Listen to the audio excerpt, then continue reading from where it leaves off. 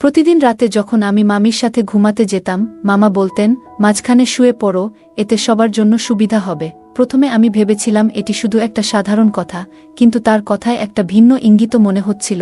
এক রাতে মামি গভীর ঘুমে ছিলেন, আর ঘরের পরিবেশ ছিল নিস্তব্ধ। তখন আমি ঘুমের মধ্যে হঠাৎ আমার কাঁধে কিছু একটা অস্বাভাবিক অনুভব করলাম।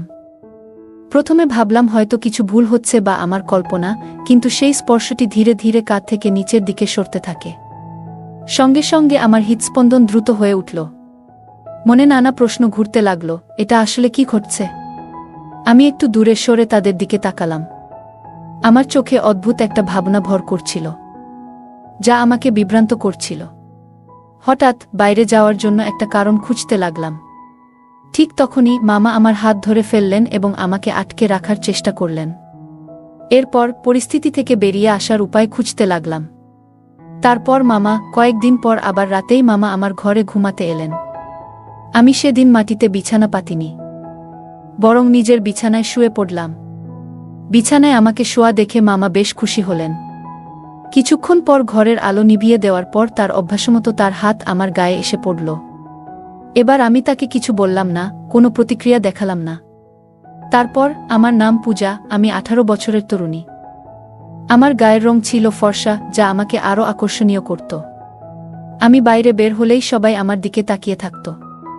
আমি নিজের শরীরের অনেক যত্ন নিতাম। বন্ধুরা, আজকের গল্পটা অনেক বেশি স্পেশাল হতে চলেছে, তাই কেউ মিস করো না।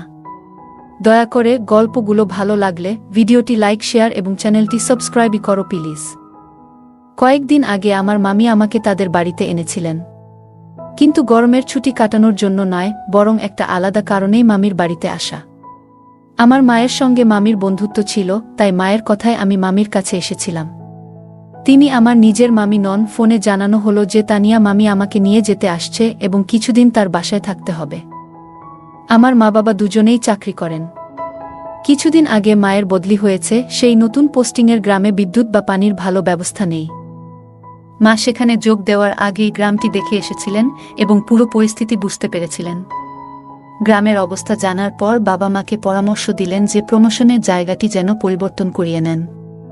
এই পরিবর্তনের জন্য মাকে হেডকোয়ার্টারে যেতে হতো, আর বাবাও মায়ের সঙ্গে সেখানে চলে গেলেন।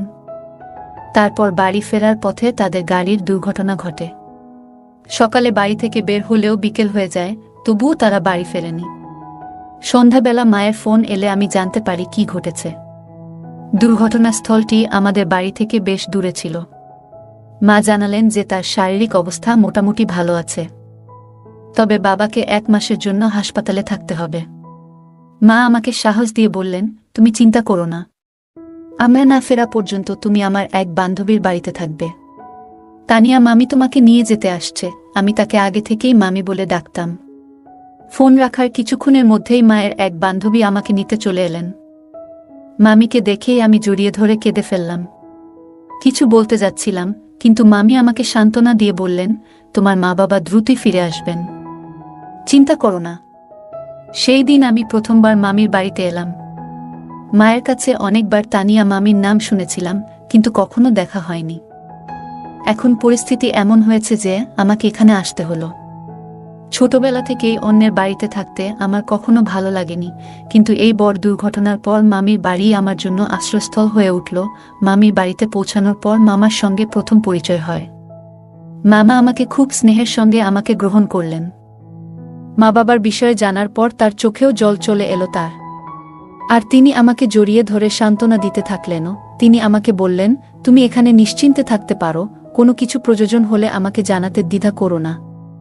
তার কথাগুলো আন্তরিক শোনালেও পরবর্তীতে বুঝতে পারি সবকিছু হয়তো আসলে তেমন ছিল না। সেই সময় আমার বয়স ছিল 18 বছর। কিছুদিন আগেই 12তম শ্রেণীর পরীক্ষা শেষ করেছি এবং ছুটি কাটাচ্ছিলাম। ঠিক তখনই এই বড় দুর্ঘটনা ঘটে গেল। মা বাবা নিরাপদে আছেন শুনে কিছুটা স্বস্তি পেলেও মুখে হাসি আর ছিল না। পরের দিন সকালে টিভির সামনে বসে থাকলেও কি চলছিল তা দেখার কোনো মনোযোগ ছিল না। শুধু মা বাবার কথা মনে পড়ছিল, আর চোখ দিয়ে অশ্রু গড়িয়ে পড়ছিল। ঠিক তখনই মামি এসে পাশে বসলেন। তিনি আমার চোখের জল মুছে বললেন, এভাবে কেঁদো না, তোমার মা বাবা খুব তাড়াতাড়ি ফিরে আসবেন। বেশি কাঁদলে মনে নেতিবাচক চিন্তা আসে, যা তোমার জন্য ভালো নয়। মামা বললেন, এভাবে কাঁদলে তোমার বাবার সুস্থ হতে সময় লাগবে, আর তার সঙ্গে তোমার দেখা হতেও দেরি হতে পারে। মামি আমাকে ধৈর্য ধরতে বললেন এবং বুঝিয়ে বললেন যে আমি কাঁদলে বাবা মায়ের জন্য চিন্তার কারণ হতে পারে। তাই চোখের জল মুছে চুপ থাকা ছাড়া আর কোনো উপায় নেই বুঝলাম। শান্ত হওয়ার পরও মামি খেয়াল করলেন আমি বেশ ম্লান হয়ে আছি। তিনি বললেন, তোমার মুখে হাসি ফোটানোর জন্য আমার কাছে একটা মজার পরিকল্পনা আছে। তারপর মামি আমাকে তার ঘরে নিয়ে গেলেন এবং নতুন কিছু পোশাক দেখালেন যা আমার জন্য কিনে রেখেছিলেন। একটা সুন্দর ফ্রক পরালেন, যেটা পরে আমি সত্যি নিজেকে খুব ভালো লাগছিল। আমাকে আরও বেশি সুন্দর লাগছিল।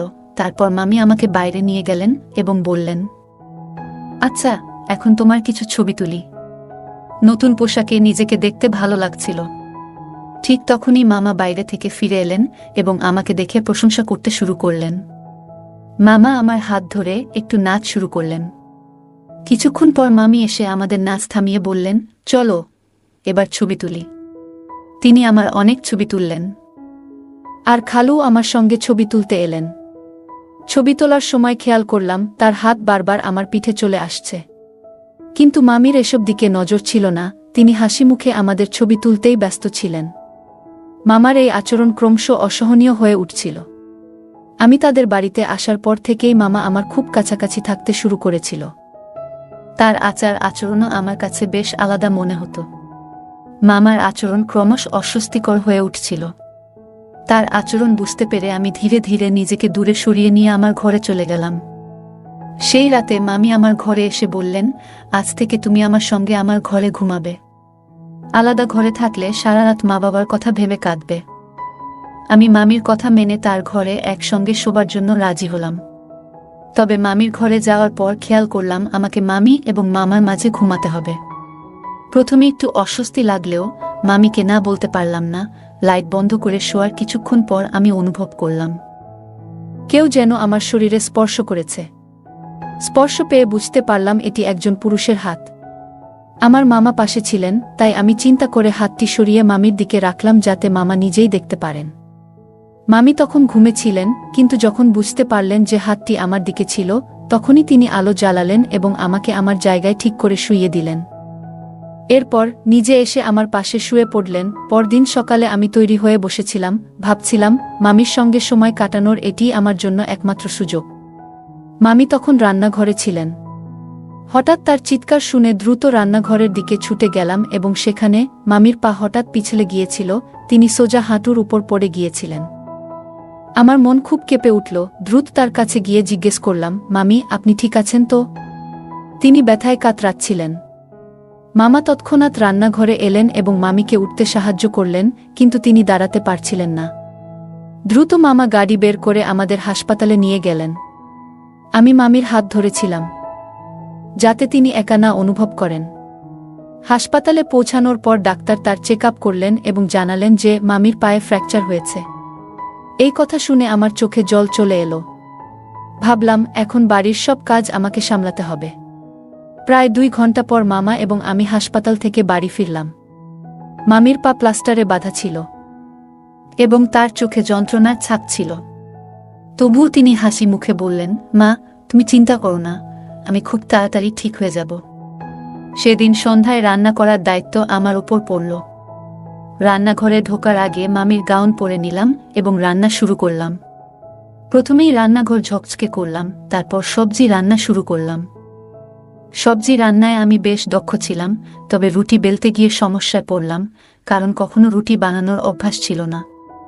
সেদিন রুটি বানানোর জন্য অনেক চেষ্টা করলাম, কিন্তু অনেক চেষ্টা করেও একটি রুটিও ভালো করে বানাতে পারছিলাম না। রুটি বানানোর মাঝেই হঠাৎ মামা পিছন থেকে এসে আমাকে শক্ত করে ধরে ফেললেন এবং আমাকে ভুল করে তানিয়া বলে ডাকতে লাগলেন।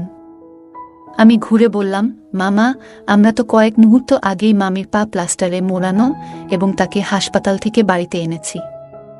আপনি কি এত দ্রুতই ভুলে গেলেন যে মামি তার ঘরে বিশ্রাম নিচ্ছেন? মামা অপ্রস্তুত হয়ে গেলেন, যেন সত্যিই ভুলে গেছেন যে মামি বাড়িতেই আছেন। তিনি বললেন, মা, আমাকে ক্ষমা করো, ভুল করে ফেলেছি। তানিয়াকে সব সময় রান্নাঘরে দেখেছি, তাই ভুল হয়ে গেছে। মামার এটাই প্রথমবারের মতো ভুল হওয়ায় আমি তাকে ক্ষমা করে দিলাম। আমি রুটি বানানোর চেষ্টা চালিয়ে গেলাম, আর মামা পাশে দাঁড়িয়ে তা দেখছিলেন। অনেক চেষ্টা করেও রুটিগুলো ঠিকমতো হচ্ছিল না, সবই ভেঙে যাচ্ছিল। তখন মামা বললেন, আচ্ছা আমাকে দেখাও তো, রুটি ঠিকঠাক বানাচ্ছ না কেন, আমি শেখাচ্ছি। এরপর তিনি আমার পিছনে দাঁড়িয়ে আমার হাত ধরে রুটি বেলার পদ্ধতি শেখাতে শুরু করলেন। কিন্তু আমি অনুভব করলাম যে তিনি শেখানোর অজুহাতে কিছু অন্য উদ্দেশ্য নিয়ে আছেন। বারবার তার শরীর আমার কাছাকাছি চলে আসছিল এবং অন্যভাবে আমাকে স্পর্শ করার চেষ্টা করছিলেন। মামার মনোভাব বুঝতে পেরে আমি সাথে সাথে নিজেকে সরিয়ে বললাম, মামা, দরকার নেই, আমি যেভাবে পারি বানিয়ে নেব। আর যদি এত অসুবিধা হয় তবে বাড়িতে কোনো কাজের মানুষ রেখে দিন। আমার রাগী চেহারা দেখে তিনি তৎক্ষণাৎ রান্নাঘর ছেড়ে চলে গেলেন। পরে মামি ভালোবেসে আমার বানানো অগোছালো রুটিগুলো খেয়ে নিলেন। সেই রাতে শোবার সময় মামা আমার ঘরে এসে বললেন, মা, তুমি কি আজ মামির সঙ্গে ঘুমাতে আসছো না? আমি তোমার জন্য অপেক্ষা করছিলাম। তখন আমি বললাম, না মামা, আজ আমি যেতে পারবো না। মামির পায়ে চোট রয়েছে আর আমি রাতে একটু উল্টোপাল্টা ঘুমাই। যদি অসাবধানে তার পায়ে আঘাত লাগে তাহলে কষ্ট হবে, সেটা আমি চাই না। মামা বললেন, ঠিকই বলেছ, আমারও এই রকম অভ্যাস আছে। যদি আমার হাত পা ভুল করে তানিয়ার প্লাস্টারের উপর পড়ে তাহলে তাকেও ব্যথা লাগতে পারে। একটা কাজ করি, আমি আমার কম্বল নিয়ে তোমার ঘরেই শুয়ে পড়ি, তাহলে তোমার মামিও শান্তিতে ঘুমাতে পারবে। আমি কিছু বলার সুযোগ পেলাম না, কারণ বাড়ি তো তারই ছিল। কিছুক্ষণ পরে মামা তার কম্বল নিয়ে আমার ঘরে এলেন। তখন আমি বললাম, মামা, আমার মায়ের সঙ্গে একটু কথা বলতে চাই। ফোনটা একটু দিতে পারবেন? মামা বললেন, কাল সকালে কথা বলিয়ে দেব। আমি মায়ের খোঁজখবর জানতে চেয়েছিলাম। তখন মামা জানালেন যে বাবা মা দুজনেই ভালো আছেন। বাড়ি থেকে বেরোনোর সময় আমি মোবাইল আনতে ভুলে গিয়েছিলাম, তাই মামার কাছ থেকে প্রায়ই তাদের খবর জানতে চাইতাম। আমি একের পর এক প্রশ্ন করতে থাকায় মামা একসময় মুখ ফিরিয়ে শুয়ে পড়লেন। আমার মামার উপর খুব একটা ভরসা ছিল না, তাই আমি নিজের বিছানা মাটিতে পেতে সেখানে শুয়ে পড়লাম। এইভাবে কিছুদিন কেটে গেল। মামির বাড়িতে আসার পর কয়েকটা দিন পেরিয়ে গেছে। পায়ে প্লাস্টার থাকায় তিনি স্নান করতেও অসুবিধায় পড়ছিলেন। একদিন মামি বললেন, এভাবে স্নান না করে বসে থাকাটা আমার ভালো লাগছে না। তুমি কি আমাকে ভিজে কাপড় দিয়ে পরিষ্কার করে দিতে পারবে? আমি সাথে সাথেই রাজি হয়ে গেলাম। মামির জন্য ডেটল মিশ্রিত কুসুম গরম জল এবং তুলো কাপড় নিয়ে এলাম। তারপর তার মুখ পরিষ্কার করতে শুরু করলাম। কিছুক্ষণ পর মামা ঘরে এলেন। আমি তখন মামির ঘাড়ের কাছাকাছি পরিষ্কার করছিলাম। আমাকে এভাবে পরিষ্কার করতে দেখে মামা বললেন, মা, তুমি কি করছো? ঠিকমতো যত্ন নিচ্ছ না। তারপর তিনি বললেন, আচ্ছা, আমি তোমাকে শিখিয়ে দিচ্ছি কিভাবে পরিষ্কার করতে হয়। বলে মামা আমাকে ঘরের বাইরে নিয়ে গেলেন এবং বললেন, পূজা, কাপড় দিয়ে ঠিকভাবে কিভাবে পরিষ্কার করতে হয় আমি তোমায় শেখাচ্ছি। মামা বললেন, সঠিকভাবে পরিষ্কার করতে হবে, এবং তিনি ভেজা তোয়ালে নিয়ে সামনে দাঁড়ালেন। আমি বিছানায় বসেছিলাম আর তিনি আমাকে পরিষ্কারের পদ্ধতি দেখাতে লাগলেন। কিছুক্ষণ পর তার হাত আমার ঘাড়ের দিকে চলে আসছিল, যা আমার কাছে ঠিক মনে হচ্ছিল না। ভালোমন্দের মধ্যে পার্থক্য বোঝার মতো যথেষ্ট বোধগম্যতা আমার তখন ছিল, আর এই আচরণে আমি অস্বস্তি অনুভব করছিলাম। তাই দ্রুত নিজেকে দূরে সরিয়ে নিলাম। তার এমন আচরণে আমার মন খারাপ হয়ে গেল এবং চোখে জল এসে গেল। তৎক্ষণাৎ আমি মামির কাছে অভিযোগ জানাতে তার ঘরে গেলাম।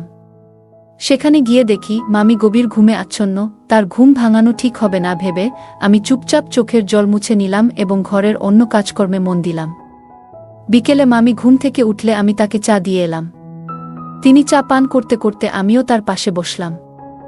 তখন আমি তাকে আমার মা বাবার ব্যাপারে জিজ্ঞেস করলাম এবং বললাম যে আমার তাদের সাথে কথা বলতে ইচ্ছে করছে। মামা আমাকে বললেন, পূজা, কালই তোমার মায়ের সাথে আমার কথা হয়েছে। তোমার মা বাবা দুজনেই ভালো আছেন এবং কয়েকদিনের মধ্যেই বাড়ি ফিরে আসবেন। তোমার বাবার স্বাস্থ্যেরও উন্নতি হচ্ছে। তোমার মা বলেছিলেন তুমি যদি ফোনে কথা বলো তাহলে কান্না পাবে, আর সেই কান্না শুনলে তারও মন খারাপ হয়ে যাবে। এখন তোমার বাবার সামনে কষ্টের কথা বলা উচিত নয়, তাই ডাক্তারও বলেছেন যে বাড়ি ফিরে আসার পরেই তোমার সাথে কথা বলানো হবে। মামির কথায় আমি বিশ্বাস করতে চেষ্টা করলাম, কিন্তু মনে হচ্ছিল তিনি ইচ্ছে করেই আমাকে ফোন করতে দিচ্ছেন না। দিন দিন আমার মনে হচ্ছিল যেন আমি ওই বাড়িতে আটকা পড়ে আছি আর বেরোনোর কোনো পথ নেই। একদিন বাড়ির দেয়ালে ঝোলানো ক্যালেন্ডারের দিকে চোখ পড়ল। ক্যালেন্ডারটি দেখতে গিয়ে আমি স্তম্ভিত হয়ে গেলাম, কারণ ঘরের দেয়ালে ঝুলানো ক্যালেন্ডারটি 1 বছরের পুরনো ছিল, যখন আমি মামির সঙ্গে এখানে এসেছিলাম। তখন চলতি বছর ছিল, কিন্তু ক্যালেন্ডার ছিল আগের বছরের। সেই দিন আমি দ্রুত ঘর থেকে বেরিয়ে এলাম। বাইরে এসে চারপাশে তাকাতেই দেখতে পেলাম আশপাশের সব ঘর বন্ধ, একমাত্র মামির বাড়িতেই মানুষজন ছিলেন, বাকিটা পুরো এলাকা একদম নির্জন পড়েছিল। কয়েকদিন আগে মামিকে হাসপাতালে নিয়ে যাওয়ার সময় মামার গাড়িতে ছিলাম। তখন গাড়ির জানালাগুলো একেবারে কালো ছিল, তাই বাইরের কিছুই দেখতে পাইনি। তখন এদিক ওদিক খেয়াল করার কথাও মনে আসেনি। কিন্তু এখন যে পরিস্থিতি দেখছি তা সম্পূর্ণ আলাদা। আমি ঠিক মনে করতে পারছিলাম না মামির বাড়িতে আসার পর কতদিন হয়ে গেছে। মা বাবার কথা জিজ্ঞেস করলে মামি সবসময় একই উত্তর দিতেন, ওরা ভালো আছে, খুব শিগগিরই ফিরে আসবে। মামি বা মামা কখনো আমাকে তাদের ফোন ধরতে দিতেন না। কিন্তু এখন সত্যটা জানতে আমার ভীষণ ইচ্ছে হচ্ছিল। জানতে চাইছিলাম আজকের তারিখ আসলে কি। কিন্তু সেই বাড়িতে শুধুমাত্র পুরনো ক্যালেন্ডার ছাড়া আর কিছুই দেখতে পাচ্ছিলাম না। ঘরের মধ্যে এদিক সেদিক খুঁজতে লাগলাম। মামা আমাকে হঠাৎ লক্ষ্য করলেন এবং প্রশ্ন করলেন, তুমি কি খুঁজছ? ওই মুহূর্তে আমি কেন জানি না, কিন্তু সত্যটা বলার সাহস পাইনি। বললাম, না কিছু না, সময় কাটাচ্ছিলাম কেবল। আমার কথা শোনার পর মামা হেসে বললেন, সময় কাটানোর জন্য এই বাড়িতে অনেক কিছু আছে, চাইলে তোমার সময় কাটিয়ে দিতে পারি। তার এমন মন্তব্য শুনে আমি বুঝলাম এখন শান্ত থেকে তার ফোনের নাগাল পাওয়ার চেষ্টা করতে হবে। বাধ্য হয়ে তাকে হেসে সাড়া দিতে হলো। পরে মামা যখন মামির ঘরে গেলেন, আমি ওনার পেছনে গেলাম। একটু আগের আমার আচরণ নিয়ে তিনি মামিকে সব বলছিলেন। তখনই বুঝতে পারলাম আমার সব কর্মকাণ্ডের উপর তার নজর রয়েছে। সেই রাতেই মামা আমার ঘরে ঘুমাতে এলেন। আমি সেদিন মাটিতে বিছানা পাতিনি, বরং নিজের বিছানায় শুয়ে পড়লাম। বিছানায় আমাকে শোয়া দেখে মামা বেশ খুশি হলেন। কিছুক্ষণ পর ঘরের আলো নিভিয়ে দেওয়ার পর তার অভ্যাসমতো তার হাত আমার গায়ে এসে পড়ল। এবার আমি তাকে কিছু বললাম না, কোনো প্রতিক্রিয়া দেখালাম না। ধীরে ধীরে তার নাক ডাকার আওয়াজ কানে এলো, তখন তার হাত আস্তে করে সরিয়ে দিলাম। মামার হাত সরিয়ে আমি বিছানা থেকে উঠে তার ফোনটি হাতে নিলাম। ফোনের তারিখ দেখে আমি হতবাক হয়ে গেলাম, কারণ এখানে আমি যতদিন কাটিয়েছি বলে মনে করেছিলাম, বাস্তবে তার চেয়ে অনেক বেশি সময় পেরিয়ে গেছে। মামির বাড়িতে আমার থাকা ইতিমধ্যে 3 মাসেরও বেশি হয়ে গেছে। ফোনটি দেখতে গিয়ে হঠাৎ আমার কাঁধে মামার হাত পড়ল, আর তখনই বুঝতে পারলাম তার ঘুম ভেঙে গেছে। আমি দ্রুত অজ্ঞান হওয়ার ভান করলাম, যেন তিনি ভাবেন আমি কিছুই জানি না। মামা আমাকে তুলে বিছানায় শুইয়ে দিলেন। কিছুক্ষণ পর তিনি মামিকে ডেকে নিয়ে এলেন। দিনের বেলা তাদের কথাবার্তা শুনে বুঝেছিলাম মামা প্রতি 5 দিন অন্তর আমাকে কোনো ইনজেকশন দিচ্ছেন, যেটা আমার অজান্তেই ঘটছে। সেই ওষুধটি তারা কোথায় রাখেন তাও আমি খুঁজে পেয়েছিলাম এবং ওষুধ ফেলে দিয়ে শুধুমাত্র সিরিঞ্জটি বিছানার পাশে রেখে দিয়েছিলাম। মামা বুঝতে পারেননি যে আমি ওষুধটি সরিয়ে দিয়েছি এবং মনে করেছিলেন যে আমি অচেতন হয়ে পড়েছি। সেদিন মামা মামিকে বলছিলেন, এতদিনের প্রচেষ্টা শেষমেশ সফল হতে চলেছে, আগামী 3 দিনের মধ্যেই পরিকল্পনা সম্পূর্ণ হবে। মামা খুশি হয়ে বলছিলেন, এবার আমরা বড় অঙ্কের টাকার মালিক হব। যখন তার চোখ খুলবে তখন সে থাকবে দূরের দেশে, আর এই মেয়েটা আমাদের এমন সুযোগ এনে দেবে যা আমরা কল্পনাও করিনি। আমি নিঃশব্দে তাদের কথাবার্তা শুনে যাচ্ছিলাম। তারা এমন ওষুধ ইনজেকশন হিসেবে দিচ্ছিলেন যা আমাকে দীর্ঘ সময়ের জন্য অচেতন করে রাখত, ফলে সময়ের হিসাব আমার কাছে একেবারেই অস্পষ্ট হয়ে পড়েছিল। আসলে তানিয়া মামি আদৌ আমার মায়ের কোনো বন্ধু ছিলেন না। তিনি এমন এক চক্রের অংশ ছিলেন যারা শিশুদের অপহরণ করে। মামা ও মামি দুজনেই সেই দলের সদস্য ছিলেন। আমার মায়ের দুর্ঘটনার পর এই গ্যাং আমাদের এলাকায় নজরদারি চালাচ্ছিল। যেদিন আমি বাড়িতে একা ছিলাম সেদিনই তাদের নজরে পড়ি। তখনই তানিয়া মামি সেজে তিনি আমাকে নিতে আসেন। এর আগে আমি মায়ের কোনো বন্ধুকে কখনো দেখিনি। মা সবসময় বলতেন, সব আত্মীয়দের মাঝে মাঝে দেখা করো, যাতে সবার চেহারা মনে থাকে, প্রয়োজনে যেন কাউকে চিনতে সমস্যা না হয়। আজ মায়ের সেই কথাগুলো মনে পড়ছিল, কারণ আমি কখনো কারো সাথে বিশেষভাবে মিশতাম না এবং তাদের সঠিকভাবে চিনতামও না। এ কারণেই আসল তানিয়া মামিকে আমি চিনতে পারিনি এবং সহজেই এই ভুয়া পরিচয়ের ফাঁদে পড়ে গিয়েছিলাম। আমি বুঝতে পেরেছিলাম যে আমি এমন কিছু মানুষের মাঝে আটকে পড়েছি যাদের পরিকল্পনা ছিল ভয়ঙ্কর। কিছুক্ষণ পর তাদের কথাবার্তা শেষ হলে মামা আবার আমার পাশে এসে শুয়ে পড়েন। তার বিটবিট করা থেকে বুঝতে পারি যে তিনি আমার সাথে কোনো ক্ষতি করার অবস্থায় নেই। এটা বুঝে আমি কিছুটা স্বস্তি পাই এবং সেদিন রাতে শান্ত থেকে তার পাশে শুয়ে থাকি। পরের দিন সকালে আমার জন্য মুক্তির দিন ছিল। সকালে ঘরের দরজায় কলিং বেলের শব্দে ঘুম ভাঙে। দরজায় দেখি আমার মা বাবা এবং পুলিশ দাঁড়িয়ে আছেন। আমি প্রযুক্তিতে বেশ দক্ষ ছিলাম, আর আমার দ্রুত বুদ্ধি কাজে লাগে। আমার মায়ের ফোন নম্বর মুখস্থ ছিল, তাই রাতে এক ফাঁকে মামার ফোন হাতে পেয়ে আমি মায়ের নম্বরটি সেভ করি এবং আমার অবস্থান সহ সব তথ্য পাঠিয়ে দিই। মা এই বার্তা পেয়েই পুলিশ নিয়ে আমার খোঁজে বের হন এবং অবশেষে আমাকে খুঁজে পান। আমাকে 400 কিলোমিটার দূরে নিয়ে এসে লুকিয়ে রাখা হয়েছিল এবং তাদের পরিকল্পনা ছিল আমাকে বিদেশে বিক্রি করে প্রচুর অর্থ লাভ করার। তবে সৌভাগ্যবশত আমি সময়মতো সেই পরিস্থিতি থেকে বেরিয়ে আসতে সক্ষম হয়েছিলাম। গল্পের কেন্দ্রবিন্দুতে রয়েছে পূজা নামের একটি মেয়ে, যে তার বাবা মায়ের সঙ্গে একটি বড় দুর্ঘটনার মুখোমুখি হয়। এই দুর্ঘটনার পর সে বাধ্য হয় তার তানিয়া মামির বাড়িতে থাকতে। মামির বাড়িতে গিয়ে তাকে নানা চ্যালেঞ্জের সম্মুখীন হতে হয়। এই গল্পটি আমাদের জীবনের জন্য গুরুত্বপূর্ণ কয়েকটি শিক্ষা দেয়, যা সংকটময় সময়ে আমাদের সাহস ও শক্তি যোগায়। গল্পের শুরুতে পূজা জানতে পারে তার বাবা মা একটি দুর্ঘটনার শিকার হয়েছেন, যা তাকে ভীষণ মর্মাহত করে। তবে সে বুঝতে পারে যে কঠিন পরিস্থিতিতেও জীবন এগিয়ে যায় এবং এটাই আমাদের শেখায় যে কোনো অবস্থাতেই সাহস হারানো উচিত নয়, বরং জীবনের বাধাগুলোকে সামনে রেখে এগিয়ে যাওয়া উচিত। কিন্তু গল্পের মাঝপথে এসে পূজা বুঝতে পারে তার মামার আচরণ অদ্ভুত হয়ে উঠেছে এবং তার মনে সন্দেহ তৈরি হয়। শুরুতে মামাকে সৎ মনে হলেও ধীরে ধীরে সে উপলব্ধি করে যে তার নিজের নিরাপত্তার জন্য তাকে সচেতন হতে হবে। এই ঘটনাটি আমাদের শেখায় অন্ধভাবে কাউকে বিশ্বাস করার আগে সতর্ক হওয়া এবং নিজের অন্তর্দৃষ্টি বা মনে সন্দেহ জাগলে সেই অনুভূতিকে গুরুত্ব দেওয়া জরুরি। পূজা নিজেকে রক্ষা করার জন্য সাহসী ভূমিকা পালন করে এবং আত্মসম্মান বজায় রাখে, যা আমাদের শেখায় যে আমাদের সম্মান এবং নিরাপত্তা আমাদের নিজেদের হাতেই। কোনো পরিস্থিতিতেই আত্মসম্মান ত্যাগ করা উচিত নয়। গল্পটি শেষ পর্যন্ত পূজা সংগ্রাম ও সাহসকে উদ্যাপন করে এবং আমাদের অনুপ্রাণিত করে জীবনের প্রতিটি বাধাকে সাহসের সঙ্গে মোকাবিলা করতে। এই গল্পে পূজা তার মামার অস্বস্তিকর আচরণের মুখোমুখি হয়ে বুঝতে পারে যে নিরাপত্তা রক্ষা কতটা গুরুত্বপূর্ণ। নিজের সুরক্ষার বিষয়ে সচেতন হওয়ার পাশাপাশি সে শিখছে রান্নার মতো নতুন কাজ, যা তার আত্মবিশ্বাস ও দক্ষতা বাড়ায়। পূজার মামির সাথে তার সম্পর্ক থেকে বোঝা যায় যে জীবনে বিশ্বাস ও সম্মানভিত্তিক সম্পর্ক গড়ে তোলা অত্যন্ত মূল্যবান। এ গল্পে পূজার ধৈর্য ধরে পরিস্থিতি সামলানো এবং প্রয়োজনে তার বাবা মায়ের সাথে যোগাযোগের পরামর্শ নেওয়া জীবনের সঠিক পথে এগোনোর জন্য গুরুত্বপূর্ণ শিক্ষা দেয়া। গল্পটি আমাদের শেখায় যে নিজের অনুভূতিগুলো প্রকাশ করা ও সাহসী সিদ্ধান্ত নেওয়া কতটা গুরুত্বপূর্ণ। পূজার মতো জীবনে কখনো নিজেই কঠিন সিদ্ধান্ত নিতে হয়, যা আমাদের সুরক্ষিত ও সচেতন থাকতে সহায়তা করে। গল্পটি মনে করিয়ে দেয় যে জীবনে সবসময় অনিশ্চয়তা থাকে, তাই প্রতিটি পরিস্থিতির জন্য প্রস্তুত থাকা জরুরি।